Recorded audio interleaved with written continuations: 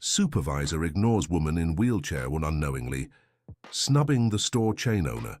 Elizabeth Parker adjusted her purse on her lap and took a deep breath before entering the busiest store at Westfield Mall in New York City. Over the past few weeks, she had received several anonymous complaints about discrimination against customers with disabilities in her own stores and decided to personally verify if the accusations were true. The car accident 3 months earlier had left her temporarily dependent on a wheelchair, but she chose to use this condition to her advantage to test the service at her women's clothing chain. As the glass doors slid open automatically, she could hear the bustling activity inside, sales associates chatting loudly, and the constant beeping of card machines.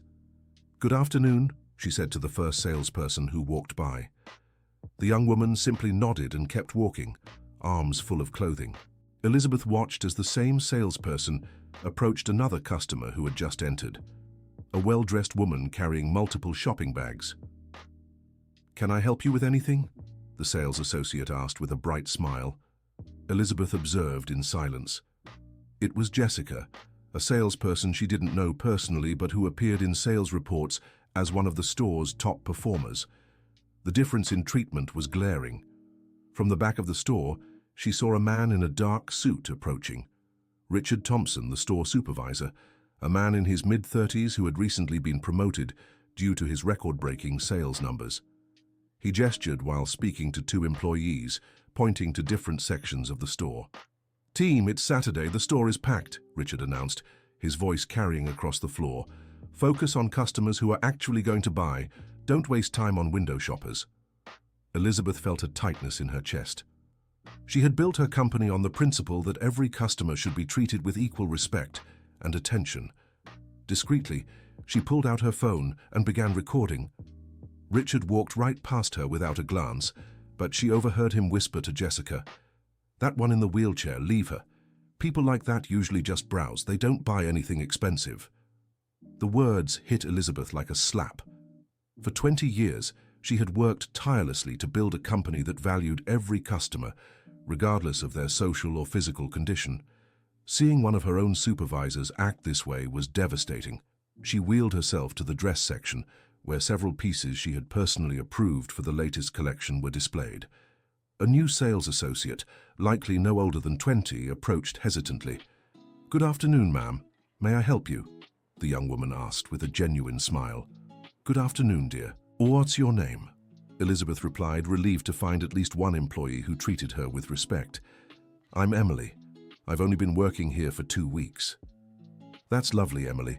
Could you show me that navy blue dress over there?" Before Emily could respond, Richard appeared beside her with an irritated expression. "Emily, shouldn't you be covering the jeans section?" he said, addressing the sales associate without even acknowledging Elizabeth. "I was just—" Emily began, but Richard cut her off. "Ma'am, you're wasting Emily's time. She has other responsibilities," he told Elizabeth, his impatience undisguised. Elizabeth felt anger rising, but kept her composure. She needed to see how far this would go. "I'd like to try on that dress. Is that possible?" she pressed, pointing to a piece priced at over $500.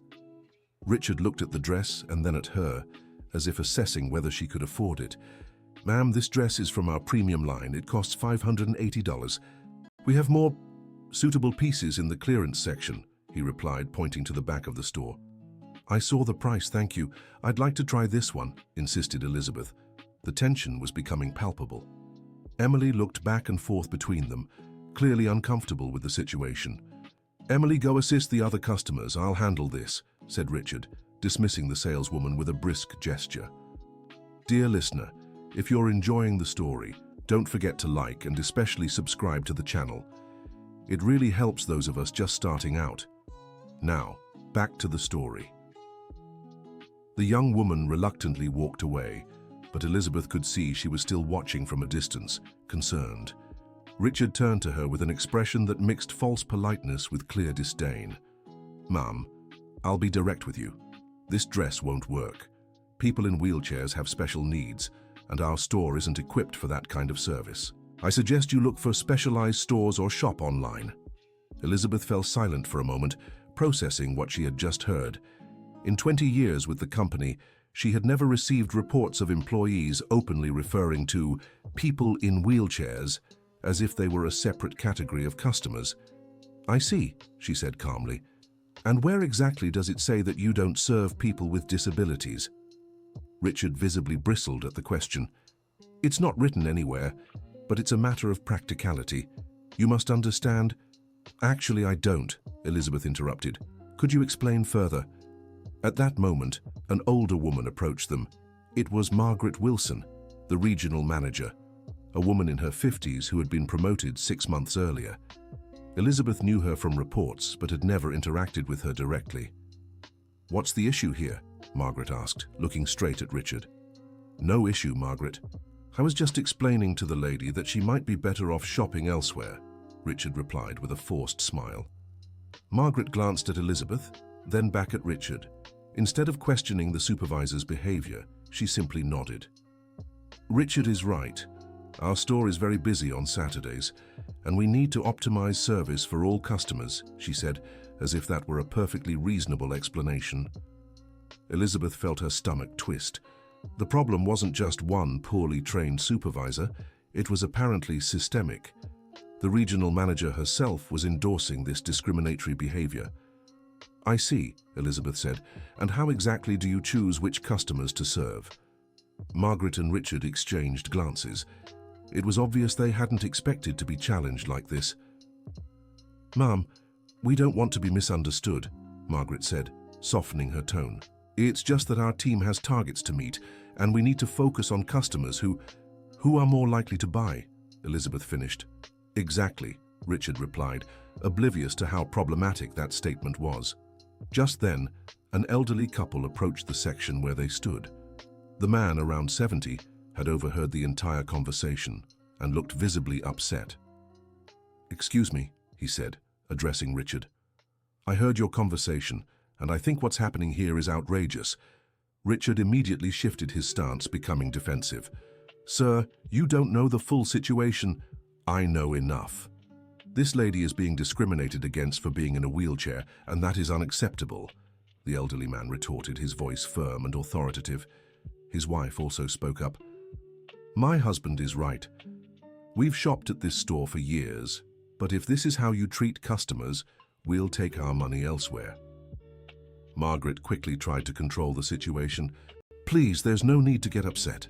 Let's resolve this civilly," she said. But her tone made it clear she saw the couple as the problem, not the discrimination taking place. The man wasn't intimidated. "The only thing that needs resolving here is your discriminatory attitude. This lady has every right to be served like any other customer." Richard was clearly losing patience. His face turned red, and he clenched his fists. "Sir, I'm going to ask you to leave if you keep disrupting our work environment," he said, his voice rising. "Disrupting?" the man repeated, incredulous. "You're the ones disrupting things with this prejudiced behavior." The situation was escalating quickly, and other customers began stopping to watch. Elizabeth could see Emily still observing from a distance, clearly distressed. Margaret approached the elderly couple with a forced smile. "Perhaps it would be better for you to shop elsewhere today. We're very busy and we don't want you to feel uncomfortable." The man was stunned. "Are you kicking me out for standing up for a customer being discriminated against?" "We're not kicking anyone out," Margaret replied. "Just suggesting it might be best for everyone." The man's wife took his arm. "Let's go, dear. We'll tell all our friends about the kind of treatment people get here." As the couple walked away, Elizabeth watched with a mix of sadness and anger. She had built her company to be a place where everyone felt welcome, but apparently she had failed miserably at that goal. After they left, Richard turned to her with a triumphant expression. "See? This is exactly what I was trying to avoid. These situations just cause problems for everyone." Elizabeth looked him straight in the eyes. "And you think the problem was me being here, not how you treated me?" Richard shrugged. "Ma'am, I don't have time to debate philosophies. This is a retail store, not a social services center." His words hit Elizabeth like a knife.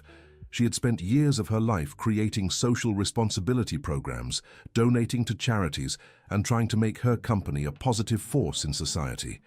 Hearing one of her own employees speak that way about social services left her speechless. Emily, who had witnessed the whole scene, timidly approached. "Ma'am, I wanted to apologize for what happened," she said, her voice trembling. Richard immediately turned on her. "Emily, go back to your department, now." "But I just wanted to—" "Now!" Richard shouted, drawing the attention of several customers. The young woman stepped back, but before leaving, she discreetly slipped a small piece of paper into Elizabeth's hand. It was her phone number with a message. "Call me later. I need to tell you some things." Elizabeth tucked the note into her purse, intrigued. What else was happening in this store that she didn't know about? Richard was now visibly agitated, pacing back and forth as he spoke to Margaret. "I can't take these situations anymore. Every day someone wants to cause trouble here." "Calm down, Richard. You handled it well," Margaret replied, trying to soothe him. "Did I handle it well? That woman almost caused a scene in the store, and then that elderly couple had to show up and make things worse." Elizabeth Parker kept listening to the conversation, recording everything on her phone. Every word was being captured, every discriminatory gesture documented. "You know what bothers me," Richard Thompson continued. "These people think the world revolves around them. They want special treatment. They want us to drop everything for them, and in the end they don't even buy anything." "You're right," agreed Margaret Wilson. "But we need to be careful with these situations. If someone complains to the mall management, let them complain. I have the best sales numbers in the area. They won't question me over something like this." Elizabeth felt a lump in her throat. Richard wasn't just being discriminatory. He was arrogant and confident that his position was secure. That likely meant similar situations had happened before. She decided to try one last approach. She walked up to the counter where Richard was organizing some papers. "Sorry to bother you again," she said, keeping her tone polite. "I'd like to know if you have any channel for complaints or suggestions." Richard looked up from the papers with a bored expression. "Complaints? What for?" "To report the service I received today." Richard laughed, a sarcastic and disrespectful laugh. "Ma'am, you can complain wherever you want. I'm sure my superiors will understand the situation perfectly. What if I wanted to speak directly with the company's management?" "The company's management?" Richard repeated, laughing even louder. "You think the board of a company this size will waste time listening to a customer complaint? Ma'am, you're very out of touch with reality." Dear listener, if you're enjoying the story, don't forget to like and especially subscribe to the channel. It really helps us newcomers. Now back to the story. Margaret stepped closer, clearly uncomfortable with where the conversation was heading. "Richard, maybe you should go check the stock in the back," she said, trying to diffuse the situation. "No need, Margaret. I know how to handle these things," he replied, crossing his arms. "Ma'am, I'll be very clear. This store isn't obligated to give special treatment to anyone. All customers are treated equally here." "Equally?" Elizabeth asked, incredulous. "You think you treated me the same as other customers?" "Of course. I offered alternatives, explained the store's limitations, and was polite the entire time." Elizabeth fell silent for a moment, processing Richard's complete lack of awareness about his own behavior. He truly believed he had acted correctly. "And what you said about looking for specialized stores, was that equal treatment too?" Richard sighed, as if explaining something obvious to a child. "Ma'am, I was just being practical. Specialized stores are better equipped to handle people with your specific needs." "My specific needs?" Elizabeth repeated. "What specific needs? I just wanted to try on a dress." "Well, you're in a wheelchair. That creates complications." "What complications?" Richard was clearly getting irritated by Elizabeth's persistent questions. "The fitting room, for example. Our setup isn't adapted. You'd have trouble." "Did you check the fitting room before saying that?" Richard hesitated. "I know the store. I know its limitations. So you're telling me this store doesn't meet accessibility standards?" The question caught Richard off guard. He looked at Margaret for support, but the regional manager also seemed uneasy. "The standards?" "Well, we meet the basic standards," said Margaret, trying to intervene. "Basic?" insisted Elizabeth. "And what exactly does that mean?" "It means we have access ramps, adapted restrooms." "The essentials," replied Margaret, her voice betraying her uncertainty. What about the fitting rooms? Margaret and Richard exchanged glances again. It was obvious they didn't know how to answer. The fitting rooms? Well, they're standard, Richard finally said. Standard how? Like any other clothing store's fitting rooms. Elizabeth realized she was dealing with people who had never questioned accessibility in their own facilities. They simply assumed that if the store was running, everything was fine. Have you ever had other wheelchair-using customers here? She asked. A few, Margaret replied, but usually they come with someone And what? They usually don't try on the clothes. They buy directly or take them home to try on. And you think that's normal? It's practical, Richard said, shrugging. Elizabeth was starting to grasp the extent of the problem. It wasn't just intentional discrimination, but a complete lack of awareness about the needs of people with disabilities. What if I told you I have the right to try on clothes here, just like any other customer? Ma'am, you're making a problem where there isn't one, Richard said, his patience clearly wearing thin. We're not stopping you from buying, we're just explaining the practical limitations. Limitations you've never tried to address. It's not our responsibility, Richard snapped, then seemed to regret his words. Isn't it your responsibility to ensure all customers have access to your services? Richard looked at Margaret, as if asking for help. The regional manager stepped forward with a forced smile. Ma'am, I think there's been a misunderstanding here. Of course, we want to serve all our customers as best we can. Maybe we could schedule a quieter time for you to come and try on clothes? Schedule a time? Elizabeth repeated. Why would I need to schedule something other customers do normally? Well, to ensure we have staff available to assist you properly, Margaret replied, as if it were a reasonable solution. And why would I need special help to try on clothes?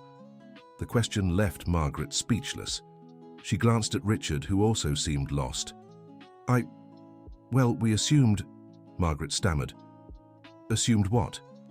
That you'd have difficulties. Based on what? The wheelchair, Richard said, as if it were obvious. And do you know what specific difficulties a wheelchair user faces when trying on clothes? Silence again. It was clear they had never looked into it.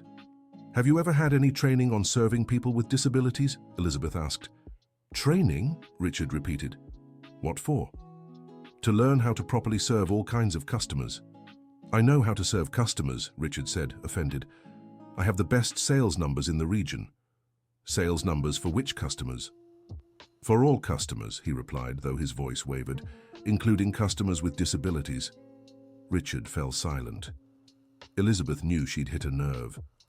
Do you track the demographics of your customers? She pressed. What do you mean? Margaret asked. Do you have statistics on how many customers with disabilities visit the store? How many make purchases? What's the average purchase amount?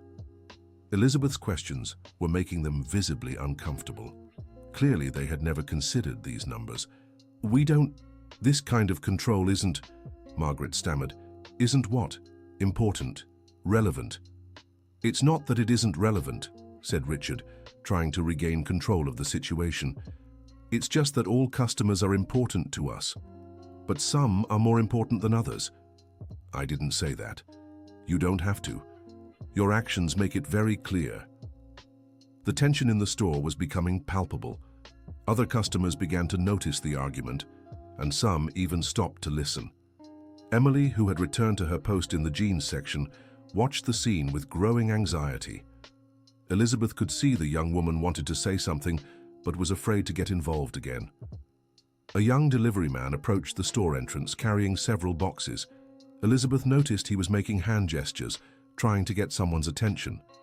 Richard spotted the delivery man and sighed loudly. Here comes another problem, he muttered to Margaret. The delivery man approached the counter and began gesturing, trying to communicate. It was obvious he was hearing impaired and using sign language. Richard looked at him impatiently and spoke loudly. I don't understand a thing you're doing. Where's the delivery note? The delivery man kept gesturing, trying to explain something. Richard grew visibly irritated. Look, I don't have time to play guessing games. Either you speak English or you leave. Elizabeth was shocked by Richard's rudeness. The delivery man was clearly trying to communicate, but Richard wasn't even making an effort to understand. He's using sign language, Elizabeth said. Maybe you could try finding a way to communicate." Richard turned to her with an annoyed expression. "Ma'am, stay out of our internal matters. This is an operational issue." "An operational issue? He's a person trying to do his job." "And I have my job to do too," Richard snapped back. The deliveryman kept trying to communicate, frustration now written on his face. He pulled out his phone and began typing something. Richard snatched the phone from his hands roughly. "What's this? You can't use your phone in here." The deliveryman tried to grab his phone back, gesturing desperately. Richard held it high out of his reach. "I'll only give it back once you explain properly what's going on." Elizabeth couldn't stay silent any longer. "This is outrageous. Give him back his phone." "Ma'am, for the last time, this isn't your concern," Richard said, turning to her with his face red in anger. "It is my concern. You're humiliating someone just trying to do their job." "Then maybe he should find a job better suited to his condition," Richard shot back, oblivious to how terrible his words sounded. The delivery man was visibly distressed. Tears welled in his eyes as he kept trying to retrieve his phone. Emily couldn't take it anymore and stepped forward. "Richard, please, just give him his phone back. He's only trying to work," she said, her voice trembling. "Emily, get back to your station," Richard barked. "You've already meddled enough today." "But he's crying," Emily insisted, pointing at the deliveryman. "So what? Not our problem. If he can't do his job right, he should find another one." Richard's words echoed through the store, and several customers stopped to watch. The situation was growing more tense by the second. Elizabeth stepped closer to the deliveryman and held out her own phone. "Can you write here what you're trying to say?" she asked gently. The deliveryman took the phone with shaky hands and began typing. After a few seconds, he handed it back to her. "I need someone to sign for the boxes. It's store merchandise." "I've been trying to explain this for 10 minutes. Elizabeth showed the message to Richard. "There. He just needs a signature to confirm the delivery." Richard read the message with a look of disdain. "Why didn't he say that earlier?" "He was trying to. You just refused to understand." Richard grabbed the delivery man's clipboard and signed quickly, handing back his phone with a dismissive gesture. "Now get out, and next time, bring someone who actually speaks English." The delivery man hurried away, still visibly shaken. Elizabeth watched as he left the store, feeling a mix of anger and sadness. "Do you realize how you treated that man?" she asked Richard. "I solved his problem. He delivered the goods and left. End of story. You humiliated him in front of everyone. I did what was necessary to resolve a complicated situation." Emily, who had witnessed the whole scene, could no longer hold back. "Richard, that was awful. That man was just trying to do his job, and you treated him like he was—" She stopped, as if realizing she'd gone too far. "Like he was what, Emily?" Richard asked, his voice low and threatening. "Like he was less than everyone else," she finished, her voice barely above a whisper. Richard fell silent for a moment, staring straight at Emily. When he spoke, his voice was cold and calculated. "Emily, you're fired." "What?" the young woman asked, stunned. "You heard me, you're fired for insubordination and disrupting store operations." Emily turned pale. Tears welled in her eyes. "Richard, please, I need this job. My mother is sick, and—" "You should have thought of that before confronting me in front of customers," Richard interrupted. "Grab your things and get out." "This is outrageous," Elizabeth said, unable to stay quiet any longer. "You're firing an employee for showing empathy?" "I'm firing an employee for insubordination," Richard corrected. "And if you keep interfering in our internal matters, I'll have security remove you from the store." The threat hit Elizabeth like a punch to the gut. In 20 years with the company, she'd never imagined being threatened with removal from her own store. Emily was openly crying now, but started heading to the break room to collect her things. Before leaving, she approached Elizabeth. "Ma'am, thank you so much for trying to help me, and I'm sorry for everything that happened here today," she said, her voice trembling. "Emily, don't apologize. You did nothing wrong," Elizabeth replied, her heart heavy. "Call me later, please," Emily whispered. "There's a lot you need to know about what goes on here." With that, the young woman walked away, leaving Elizabeth alone with Richard and Margaret. The store had returned to its usual bustle, but the tension was still palpable. Richard turned to Elizabeth with a triumphant look. "Now, Ma'am, I think it's time for you to leave as well. You've caused enough trouble for one day." "Trouble?" Elizabeth repeated. "What trouble have I caused?" "You caused a scene in the store, interfered with our work, made an employee disrespect me, and then tried to meddle in operational matters that are none of your concern." Elizabeth stared at him for a long moment. Richard's arrogance was astounding. He truly believed he was right in everything he'd done. "What if I told you I know the board of this company very well?" she asked calmly. Richard laughed loudly, a sarcastic, mocking laugh. "Ma'am, everyone who wants to intimidate others claims to know important people. That doesn't work on me. It's not intimidation, it's a fact." "Oh, really?" Richard crossed his arms. "And who exactly do you know?" Elizabeth hesitated for a moment. She could have revealed her identity right then, but she decided it wasn't the right time yet. She wanted to see how far this situation would go. "I know important investors in the company," she said. "Investors?" Richard laughed even louder.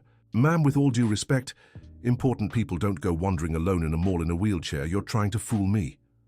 His words carried so much prejudice that Elizabeth was momentarily speechless.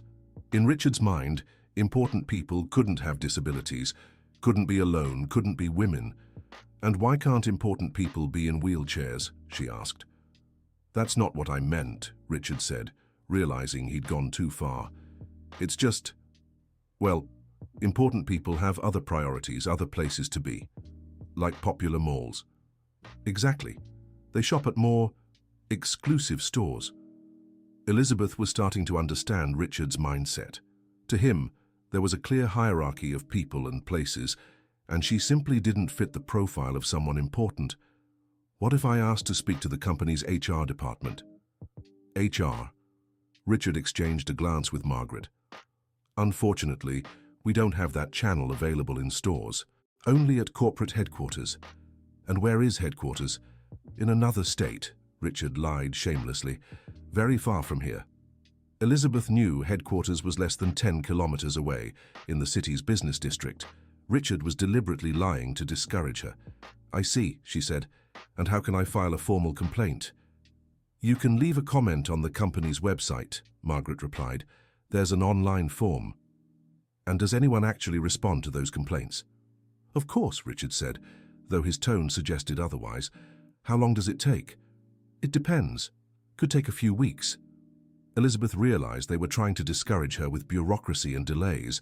Probably many customers gave up on complaining because of these hurdles. At that moment, a young man approached the store. It was Michael, a former employee who had been transferred to another location a few months earlier. Elizabeth recognized him from reports, but he recognized her immediately. Michael stopped at the store entrance, clearly surprised to see her there. He was about to say something when she gave him a subtle gesture to stay quiet. The young man understood right away that something was going on. He walked over to a co-worker organizing the shelves and whispered something. Within minutes, several former employees who now worked at other stores in the mall began discreetly gathering. Unaware of what was happening, Richard kept trying to convince Elizabeth to leave. "Ma'am, I think we've wasted enough time on this. I suggest you go home and reflect on what happened here today." "Reflect on what?" Elizabeth asked. "On how your behavior caused unnecessary problems." "My behavior?" Elizabeth was incredulous. "What specific behavior caused problems?" "You know very well," Richard said evasively. "Actually, I don't. Could you explain?" Richard sighed as if speaking to a stubborn child. "You came here with unrealistic expectations, caused an unnecessary argument, made an employee disrespect me, meddled in matters that weren't your concern, and even threatened us with imaginary contacts." "Unrealistic expectations like wanting to be treated with respect?" "Like expecting special treatment," Richard corrected. "When did I ask for special treatment?" "When you insisted on trying on a dress knowing the store's limitations. Limitations you never tried to verify or fix." "It's not our job to fix infrastructure problems," Richard said, as if it were obvious. "Whose responsibility is it?" "The company's general administration. We just work here." Richard Thompson's answer revealed a complete lack of responsibility. To him, the store's problems were always someone else's fault. And you never reported these issues to the administration? We report when necessary, said Margaret Wilson, trying to back Richard up. And was it necessary to report accessibility concerns? No, the need hasn't come up yet, she admitted. The need hasn't come up, Elizabeth Parker repeated. But you just said the store has limitations in serving people with disabilities. Margaret and Richard exchanged glances, realizing they'd contradicted themselves. What I meant, Margaret said, trying to correct herself, is that there haven't been many situations requiring structural changes. Because you discourage people with disabilities from coming to the store. We don't discourage anyone, Richard said defensively. No? Then what happened to me today was what? It was a misunderstanding. A misunderstanding that led to an employee being fired for trying to help me. Richard fell silent, realizing he was being cornered by his own contradictions. Dear listener, if you're enjoying the story, don't forget to like and especially subscribe to the channel. It really helps us as we're just starting out. Now, back to the story. Michael, who had been observing the whole situation, decided to step in. He greeted Richard and Margaret as if it were just a casual visit. Hey folks, how's everything going here? He asked, though his eyes were fixed on Elizabeth. Everything's fine, Michael, Richard replied, clearly annoyed by his presence. What are you doing here? Just meeting some friends. Do you know this lady? Michael asked, gesturing toward Elizabeth. No, she's just a customer who was leaving, Richard said quickly. Michael gave Elizabeth a questioning look. She made an almost imperceptible gesture, signaling for him to keep pretending he didn't know her. I see, Michael said. And how was your service, ma'am? Very educational, Elizabeth replied, choosing her words carefully. I learned a lot about how some people view customers with disabilities. Michael raised his eyebrows, fully understanding what had happened. Really? And what did you learn? I learned that some people believe wheelchair users shouldn't have the same expectations as other customers. Richard was visibly growing nervous about where the conversation was heading. Michael, the situation's already been resolved. No need to drag it out, he said. Resolved how? Michael asked, ignoring Richard's discomfort. The lady understood the store's limitations and, well, she was just leaving, Margaret said, trying to end the conversation. The store's limitations, Michael repeated. What limitations? Infrastructure issues, Richard answered quickly, for serving special customers. Michael glanced around the store, taking in the layout. But the store seems pretty accessible. There's a ramp, wide aisles. What's the specific problem? The question left Richard speechless. It was obvious he had no concrete arguments about infrastructure limitations. It's more complicated than it looks, he said evasively. Complicated? In what way? Michael, you don't work here anymore. These matters aren't your concern, Richard snapped, losing patience. Of course they are. I'm still a company employee. I just work at a different location, and customer service is everyone's responsibility. Richard realized he'd made a mistake trying to push Michael away. Now he'd have to explain the situation to another company employee. The issue is that the lady wanted to try on clothes, but our fitting rooms aren't suitable for wheelchairs, he said, trying to sound technical. Not suitable, why? Insisted Michael. They're too small. All of them? Most of them. Would you like to check for yourself? Michael asked Elizabeth. I'd very much like to, she replied. Richard tried to intervene. There's no need, I've already explained the limitations. But checking doesn't hurt, said Michael. If there really are limitations, it's best to confirm. And if there aren't, the lady can try on the clothes normally. Michael's logic was flawless, and Richard had no way to argue without sounding even more discriminatory. Fine, he said reluctantly, but I warned you about the difficulties. Michael smiled and offered to accompany Elizabeth to the fitting rooms. Along the way he whispered, Ma'am, I recognize you, but I won't say anything. I just want to help clarify this situation. Thank you, Elizabeth whispered back. When they reached the fitting rooms, Michael opened the door to the largest one. It was perfectly accessible for a wheelchair, with enough space to maneuver and even support bars installed. There, Michael said aloud. Seems perfectly suitable to me. Richard arrived behind them, clearly expecting some issue. When he saw the fitting room was fully accessible, his face turned red. Well, this is the largest one, he said, trying to justify himself. It's usually occupied. But it's free now, Michael pointed out. Would you like to try something on, ma'am? Elizabeth looked at Richard, who was visibly uncomfortable. I'd like to try that navy blue dress I asked about earlier. Richard had no way to refuse now. Reluctantly, he fetched the dress and handed it to Elizabeth. Thank you, she said, heading into the fitting room. While Elizabeth tried on the dress, Michael spoke quietly with Richard. Man, what was all that? The lady seemed really upset when I got here. Nothing major, just some misunderstandings, Richard replied evasively. Misunderstandings about what? About the store's limitations in serving special customers. But we just saw there aren't any limitations, Michael noted. It's more complicated than that. Complicated how? Richard was growing increasingly uneasy with Michael's questions. It was obvious he didn't have good answers. Michael, you weren't here for the whole thing. There were other issues. What issues? The lady caused a scene, made an employee disrespect me. Which employee? Emily. I had to fire her. Michael was shocked. You fired Emily? Why? Insubordination. Insubordination? Emily is the politest person I know. What did she do? Richard hesitated, realizing he'd have to explain. She confronted me in front of customers. About what? About, well, how I was handling the situation. And how were you handling it? Appropriately, Richard said defensively. Michael stared at him for a moment, clearly not buying Richard's version. Man, Emily wouldn't confront anyone without reason. What really happened? Before Richard could answer, Elizabeth stepped out of the fitting room. The dress looked perfect on her, highlighting her natural beauty and elegance. It looks lovely on you, Michael said sincerely. Will you take it? Yes, Elizabeth replied, and I'd like to see some accessories to match. Richard could no longer refuse without seeming completely unreasonable. Reluctantly, he accompanied her to the accessories section, where Elizabeth picked out a purse and a scarf. How much for everything? She asked.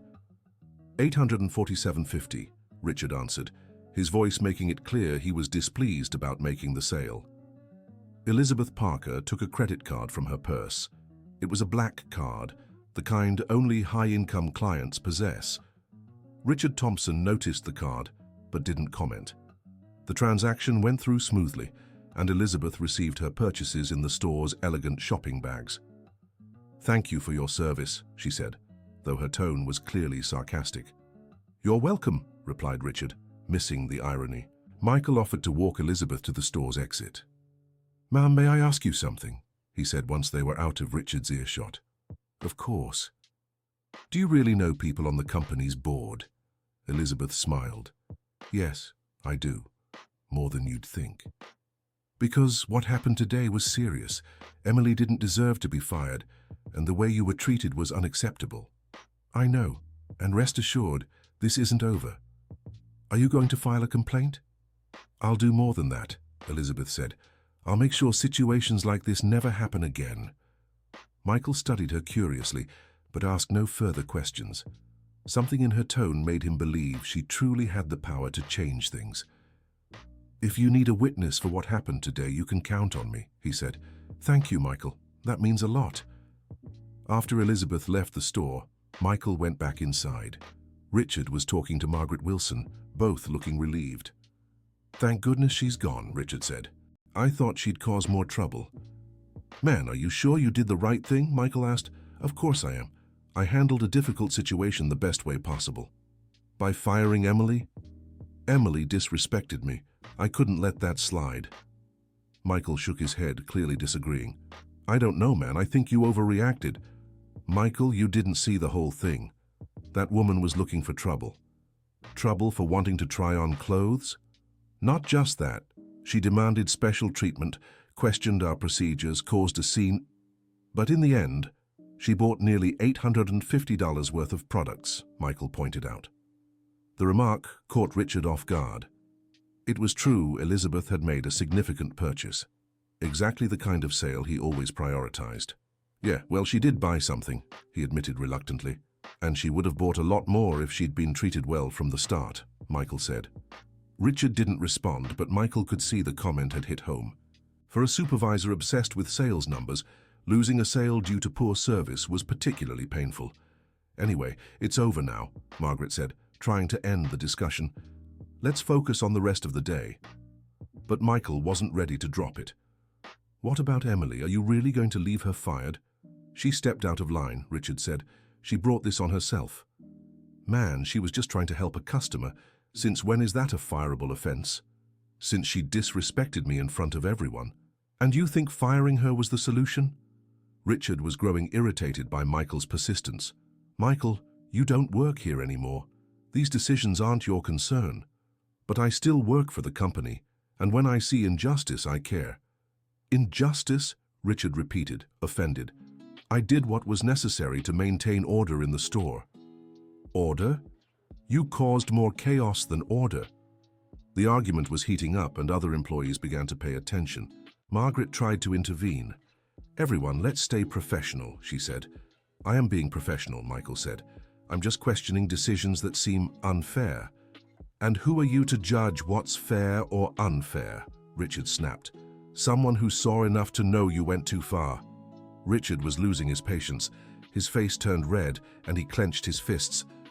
Michael, I think you'd better leave before I lose my temper completely. Or what? You'll fire me too. I can't fire you because you don't work here, but I can file a report about your inappropriate interference. Michael laughed, but it was a bitter laugh. You'll file a report about me standing up for an unfairly treated employee and a mistreated customer? I'll file a report about you disrupting our work environment. Man, you're crazy if you think anyone will take that report seriously. Michael's confidence only made Richard angrier. It was obvious he wasn't used to being challenged, especially by someone who wasn't under his direct authority. Michael, last chance. Leave now, or I'll call security. Michael glanced around the store, observing the other employees. Everyone seemed tense and uncomfortable with the situation. Fine, he said finally, but this isn't over. Is that a threat? It's a promise. What happened today was wrong, and someone needs to be held accountable.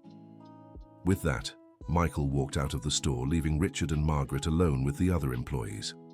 The atmosphere was heavy, and it was clear everyone had seen too much that day. Everyone back to work, Richard said, trying to regain control. We've had enough drama for today. But even as the employees returned to their tasks, the tension in the store lingered. Michael's words echoed in Richard's mind, and he began to wonder if he'd really made the right decisions.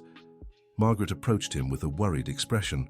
Richard, do you think we did the right thing? Of course we did. We maintained authority and resolved a problematic situation. But what if Michael actually does something? What if that woman really knows important people? Richard shook his head.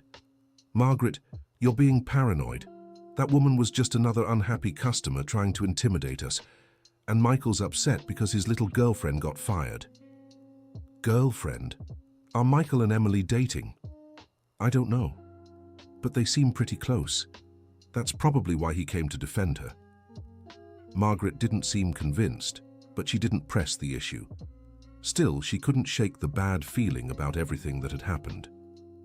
Meanwhile, outside the store, Michael was on the phone with other company employees, recounting in detail everything he'd witnessed. The news spread quickly among staff at other locations. Elizabeth, for her part, had gone to a cafe inside the Westfield Mall where she met with Emily. The young woman was visibly shaken, still processing what had happened. Ma'am, thank you so much for trying to help me, Emily said, her voice trembling.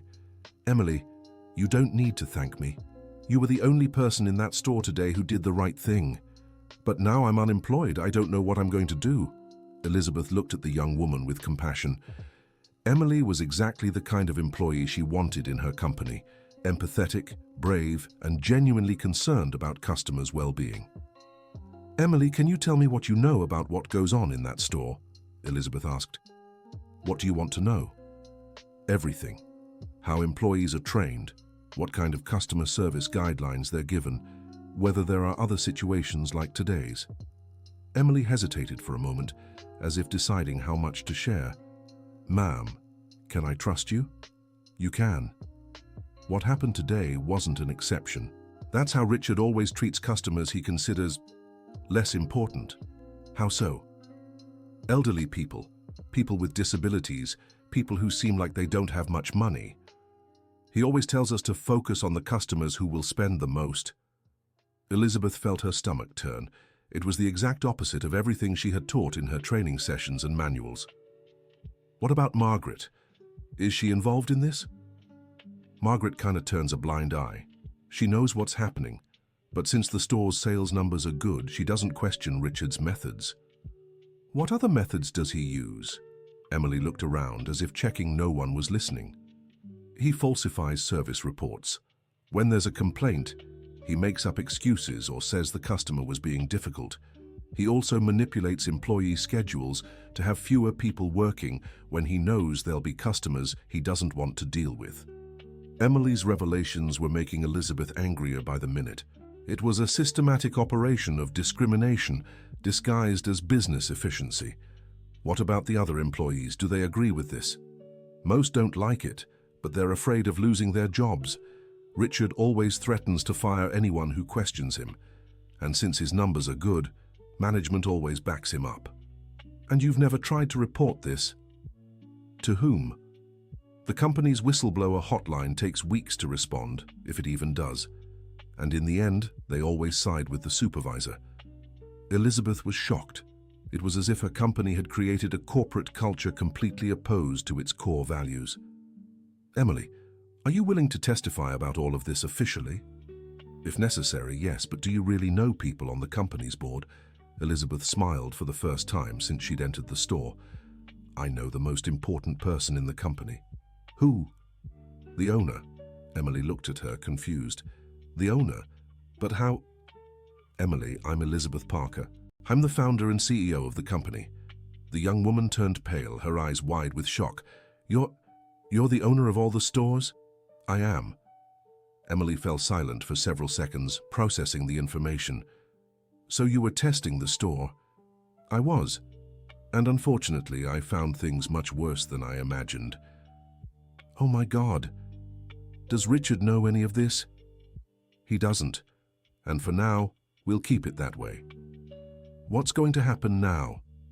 Elizabeth leaned forward, her expression determined. "Now we'll plan how to fix all these problems, and you're going to help me." "Me? But I don't even work there anymore." "Not yet, but tomorrow you'll be back on the job, and with a promotion." Emily was speechless, tears of relief and gratitude welling in her eyes. "Mum, I don't know what to say." "You don't need to say anything. Just be ready for some big changes." As they talked, Elizabeth began crafting a detailed plan. She didn't just want to fire Richard and Margaret. That would be the easiest solution. She wanted to create systemic change to ensure situations like this would never happen again. "Emily, tomorrow I want you to go back to the store as if nothing happened. But Richard fired me.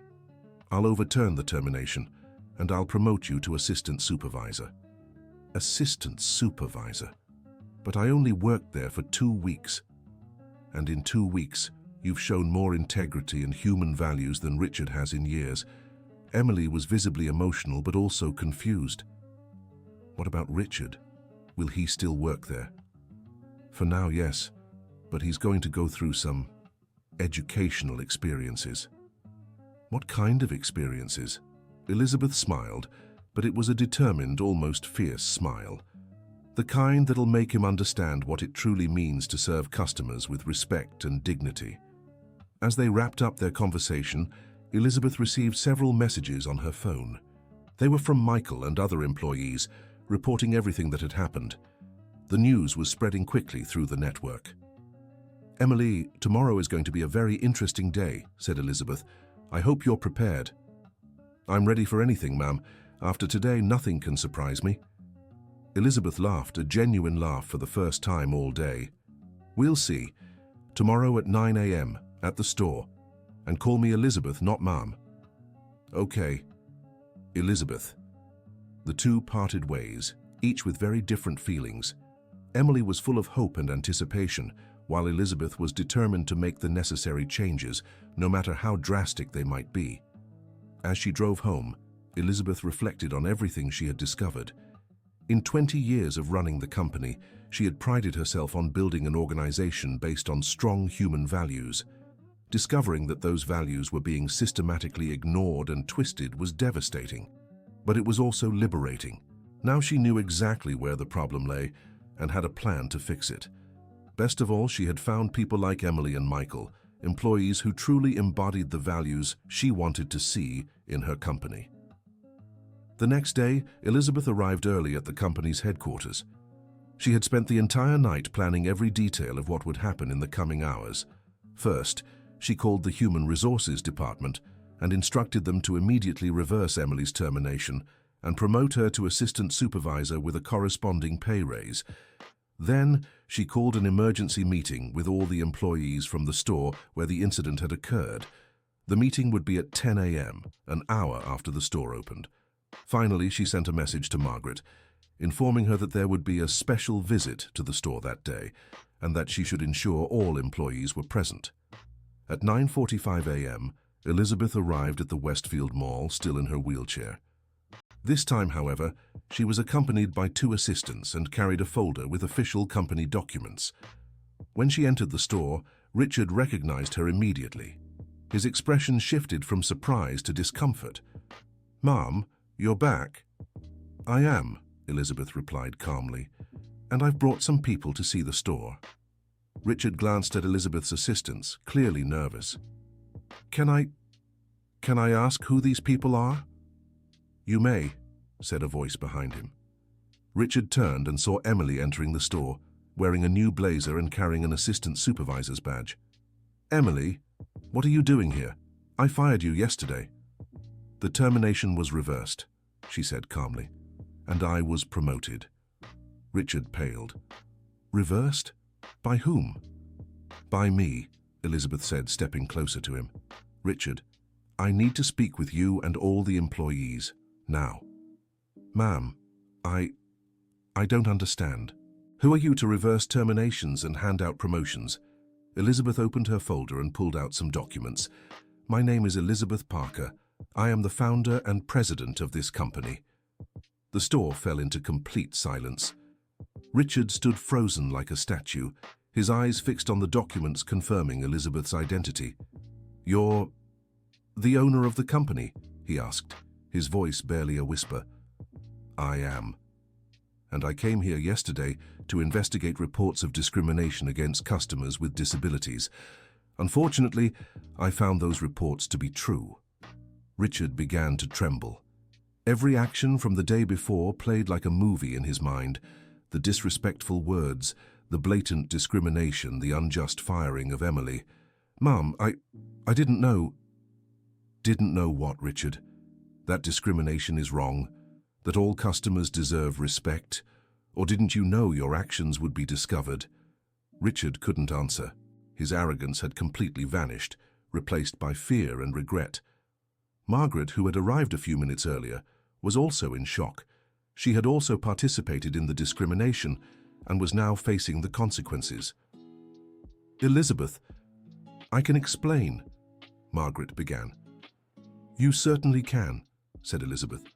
"But first, I want all the employees to gather here. I have some important things to say." Within minutes, all the store employees were assembled. Most were visibly nervous, knowing something very serious was happening. Elizabeth positioned herself at the center of the store so everyone could see and hear her clearly. "Everyone, as some of you already know, I am Elizabeth Parker, founder and president of this company," she began. "I came here yesterday disguised as an ordinary customer to investigate reports of discrimination." A murmur spread through the group of employees. Some seemed relieved, others nervous. "What I found was far worse than I imagined," Elizabeth continued. "Not only did I witness open discrimination against customers with disabilities, but I also discovered a systematic pattern of discriminatory behavior in this store." She looked directly at Richard, who had his head down. Richard, you told me yesterday that important people don't use wheelchairs in popular malls. You humiliated a delivery driver with hearing loss. You fired an employee for trying to help me, and you lied about company policies to justify your discrimination. Elizabeth's words echoed through the store in total silence. Margaret, you endorsed all these actions. When you had the chance to correct the situation, you chose to support discrimination. Margaret had tears in her eyes, but Elizabeth wasn't finished. But what saddens me most, she continued, is knowing this discriminatory culture has become accepted here, that employees with the right values, like Emily, are punished for doing the right thing. She looked at all the employees. Today, that changes. From now on, this store will be a model of inclusion and respect, and all of you will be part of this transformation. Richard finally found the courage to speak. Elizabeth, Mom, I'm so sorry. I didn't know... What didn't you know, Richard?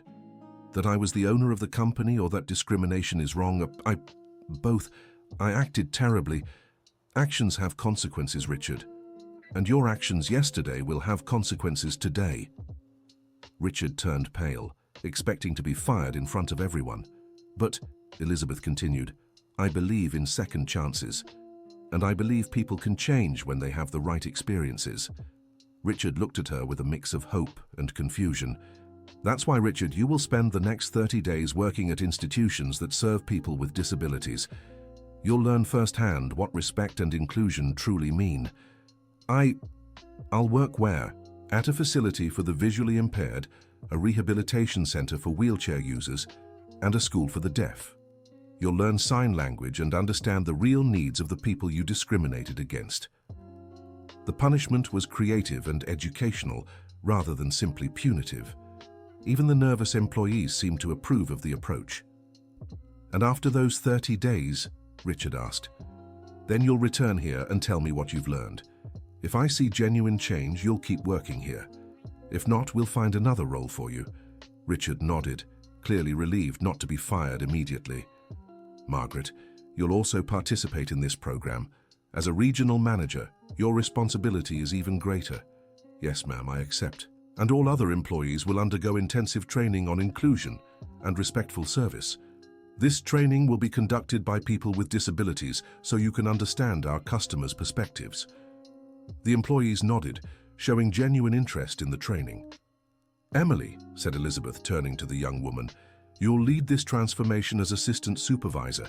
Your first task is to create an inclusive customer service protocol that will be implemented in all our stores. Emily was visibly moved. Thank you, Elizabeth. I won't let you down. I know you won't. Elizabeth then addressed the entire team. Everyone, this store is going to become a model. Customers from all over the city will come here because they know they'll be treated with respect and dignity, no matter who they are or how they come to us. She paused, observing everyone's expressions. And do you know what that means for you? More customers, more sales, more commissions, and a workplace you can be proud of. The prospect of improving both the work environment and financial results visibly energized the team. Any questions? Elizabeth asked. A young employee timidly raised his hand. Elizabeth, what if we get customers who don't like this new policy? Great question, she replied. If a customer is prejudiced against people with disabilities, the elderly, or any other group, you'll politely explain that our store values all customers equally. If they can't accept that, they're welcome to shop elsewhere. Elizabeth's firm response made it clear there would be no compromise on the new policy. Other questions? Another employee raised her hand. How will we know if we're doing everything right? I'll keep making surprise visits, Elizabeth said with a smile. Sometimes as myself, sometimes in disguise. We'll also set up a direct feedback system with customers who have disabilities and elderly shoppers. The idea of ongoing accountability showed Elizabeth was committed to lasting change, not just temporary fixes. Everyone, she concluded, I want you to understand one thing. We're not doing this just because it's politically correct. We're doing it because it's the right thing to do, and because it's also the smartest business move. She gestured around the store. People with disabilities, the elderly, they have purchasing power. They have families, friends, social networks. When we treat them well, they don't just come back, they bring others. And when we treat them poorly, they tell everyone. The business logic of inclusion was becoming clear to everyone. Today, this store begins a new era, Elizabeth said. An era where every customer who walks in feels valued and respected, and where every employee can take pride in their work. The employees began applauding, showing genuine support for the new direction. "Emily, can you show me the sales reports from the last few months?" Elizabeth asked. "Of course," Emily replied, fetching the documents. As she reviewed the numbers, Elizabeth noticed something interesting. The store's sales were high, but customer retention was low. Many people bought once and never returned. "Interesting," she said. "You sell well to new customers but struggle with loyalty." Richard, who had been observing, spoke up hesitantly.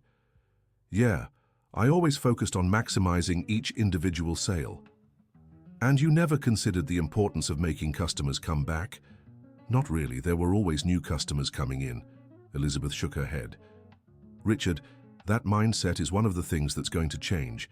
Keeping a customer costs far less than acquiring a new one. And loyal customers spend more over time." The business lesson complemented the lesson in human values. "Emily, I want you to start implementing a loyalty program based on exceptional service. We'll measure not just sales, but customer satisfaction and return visits." "How will we measure satisfaction?" asked Emily. "Exit surveys, post-purchase follow-ups, and most importantly, observing whether customers come back and bring others." Elizabeth Parker was creating a comprehensive system that aligned human values with business results. "And now," she said, "I'll show you how to serve a customer properly." She walked over to the dress section and picked out a few items. "Emily, can you help me choose something for a special occasion?" "Of course. What kind of occasion?" "An important business dinner." Emily began showing options, explaining the features of each piece, suggesting combinations, and asking about color and style preferences. The service was attentive, respectful, and personalized. "Perfect," said Elizabeth after a few minutes. "See the difference? Emily asked questions to understand my needs, offered suitable options, and made me feel valued as a customer. It doesn't matter if I'm in a wheelchair, young or old, wealthy or on a budget. The service is the same, respectful and attentive. The practical demonstration was more effective than any theoretical speech."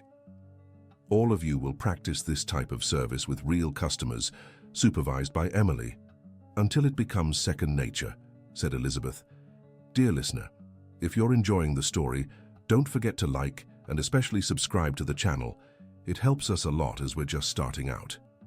Now, continuing. Over the next 2 hours, Elizabeth stayed in the store, observing and guiding. She saw employees practicing inclusive service, asking respectful questions, and treating every customer with equal attention. Richard and Margaret remained in the store all morning, witnessing the transformation and absorbing the lessons. Both seemed genuinely interested in learning.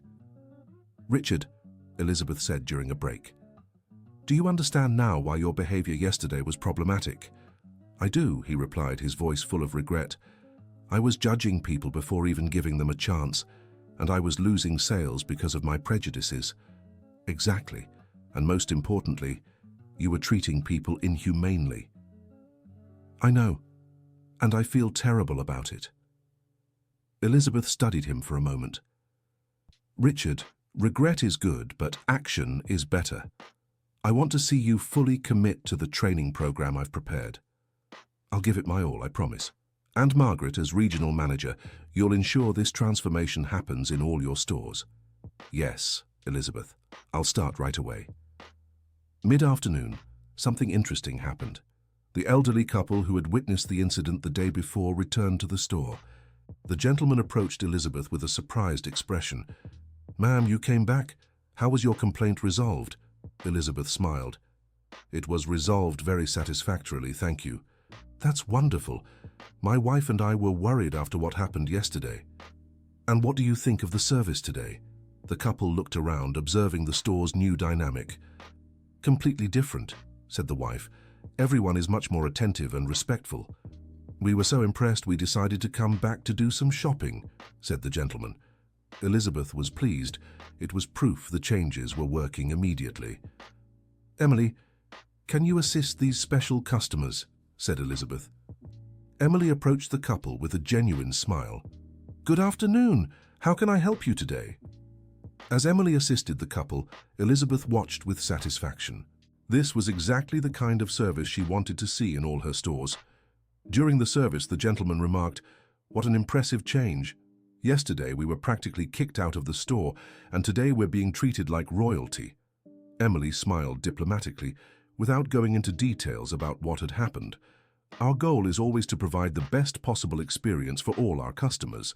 The couple ended up buying several items, totaling over $1,000 in sales. It was a clear demonstration of how good service translates into business results.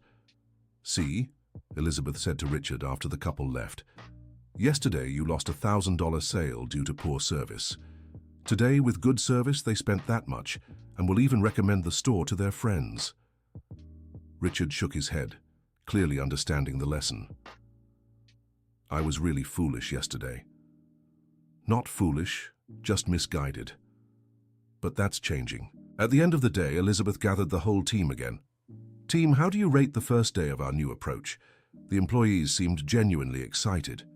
"It was amazing," said one of them. "Customers are much more receptive and making more purchases." "And it's more rewarding to work this way," said another. "Before, I felt embarrassed when I saw some customers being mistreated." "And now?" asked Elizabeth. "Now I feel proud of my work." The transformation in the team's morale was evident. Employees motivated by purpose were more productive and efficient. "Richard, Margaret, are you ready to start the training program tomorrow?" "We are," replied Margaret, "and eager to learn." "Great. Emily will coordinate the activities here, and you'll report to me weekly on the progress." "Thank you for giving us this second chance," Richard said sincerely. "Everyone deserves a second chance to do the right thing," Elizabeth replied. "But remember, this is truly the last chance." In the following days, Elizabeth closely monitored the store's transformation. Richard and Margaret were rigorously following the training program, sending detailed reports about their experiences. Emily was standing out as a leader, implementing practical changes and creating a more inclusive and respectful work environment. The store's sales increased by 30% in the first week, mainly due to higher customer retention and referrals. More importantly, the work environment had become more positive and motivating for all employees. A week later, Elizabeth received an unexpected call. It was the delivery driver with hearing loss who had been humiliated by Richard. Through an interpreter, he wanted to thank her for the change in treatment he was now receiving at the store. He had returned to make other deliveries and was treated with respect and patience. "Tell him," Elizabeth said to the interpreter, "that this is just the beginning. All our stores will undergo the same transformation." Elizabeth's promise wasn't empty. She had begun implementing the inclusion program across the entire chain, using the Westfield Mall store as a model. 2 weeks later, Richard returned from his training period. He was visibly transformed, more humble and aware. "Elizabeth, I have no words to thank you for this opportunity," he said. "I learned things I never imagined." "Tell me," said Elizabeth. "I learned that people with disabilities don't want pity or special treatment. They want respect and equal opportunities. I learned that having a disability doesn't define a person's personality or worth. And I learned that my prejudices were keeping me from meeting incredible people." Richard's genuine transformation was evident in his words and actions. "And most importantly," he continued, "I learned that being inclusive isn't just morally right, it's also strategically smart." The people I learned to serve better became loyal and enthusiastic customers of the brand. "Excellent," said Elizabeth. "And now are you ready to lead other employees on this journey?" "I am, and I'm looking forward to it." A month after the initial transformation, the store had become the fastest growing unit in the chain. The numbers were impressive. A 50% increase in sales, a 70% rise in customer satisfaction, and a 90% boost in employee retention. But the most important results were qualitative. The store had become a welcoming environment for everyone, where customers of all kinds felt respected and valued. Elizabeth decided to make one final undercover visit to see if the changes were lasting. This time, She arrived at the store with a simulated visual impairment, wearing dark glasses and using a cane. The service was exceptional. The employees were patient, respectful, and efficient. They offered help discreetly and appropriately, without making assumptions about her needs. Richard, who was training a new employee, showed a complete transformation. He treated Elizabeth with the same respect and attention he gave to any customer, without condescension or haste. "How can I help you today?" he asked. "I'm looking for a gift for my niece. She's 15 and likes modern clothes." "Perfect. Let me show you some options from our youth collection. Would you like me to describe the pieces, or would you prefer to feel the fabrics?" Richard's approach was flawless, respectful, practical, and centered on the customer's needs. After trying several items and receiving detailed descriptions, Elizabeth picked out some clothes and accessories. "Excellent choice," said Richard. "Your niece will love them. Would you like them gift-wrapped?" "Yes, please." Throughout the interaction, Richard was attentive without being overbearing, helpful without being condescending. It was exactly the kind of service Elizabeth had envisioned for her company. As she left, she revealed her identity to Richard. "Richard, it's me, Elizabeth." He was surprised but not nervous like the first time. "Elizabeth, how was the service?" "Perfect, you've completely transformed." "Thank you. This change didn't just affect how I work, it changed how I see people. And that reflects in better results for everyone, customers, employees, and the company." 3 months later, the store had become a national model. Customers came from other cities specifically to experience the exceptional service. The story of the transformation spread through the media, generating positive publicity for the entire chain. Elizabeth was invited to speak about inclusion and business leadership. Emily had been promoted to store manager and was leading an expansion program to bring the model to other locations. Richard had become the lead trainer for the inclusion program, traveling to other stores to teach employees about respectful service. Margaret had implemented the program across her entire region, achieving similar results in every unit. The company hadn't just fixed the initial problem, it had become a leader in inclusive retail, and Elizabeth had learned a valuable lesson. Sometimes, the biggest transformations begin with the smallest acts of courage and compassion. The end. Now, tell me what you thought of this story and where you're watching from. If you have something to share with us, leave your sincere thoughts in the comments. Do you think Elizabeth made the right decisions? We'd love to hear your opinion. Thank you so much for being here. Don't forget to like and, most importantly, subscribe to the channel so you don't miss other inspiring stories.